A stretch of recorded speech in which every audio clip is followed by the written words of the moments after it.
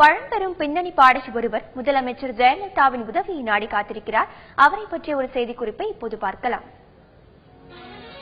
தமிழ் சினிமாவில் மட்டுமல்ல, தமிழகத்தின் எந்த மூலையில் திருமணம் நடந்தாலும் மணமகன் மணமகள் கழுத்தில் தாலி கட்டியதும் 100 ஆண்டு காலம் வாழ்க, நோய் நொடி இல்லாமல் வளர்க என்ற பாடல் ஒலிக்கும். ஆனால் இந்த பாடலை பாடியவர் பின்னணி பாடகி சரளா என்பது பெரும்பாலானோருக்கு தெரியாது. சென்னை மயிலாப்பூரில் பிறந்த பாடகி சரளாவுக்கு தற்போது 76 வயதாகிறது. போரூர் அருகே கோவூரில் வாடகை வீட்டில் திருமணம் ஆகாத 2 மகள்களுடன் அவர் வசித்து வருகிறார். அன்றாட வாழ்க்கைக்கே திண்டாடும் சரளா முதலமைச்சர் ஜெயலலிதாவின் பார்வை கிடைத்தால் கஷ்டங்கள் எல்லாம் பனி போல் நீங்கிவிடும் என நம்பிக்கையுடன் காத்திருக்கிறார்.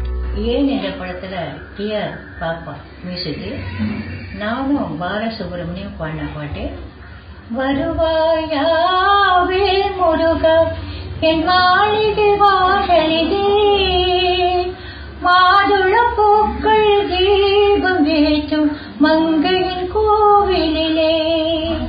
இதனிடையே சரளாவின் நிலை குறித்து அறிந்த நடிகர் சங்க பொதுச் செயலாளர் விஷால் அவருக்கு மாதம் 5000 ரூபாய் நிதியுதவி வழங்க முன்வந்துள்ளார்.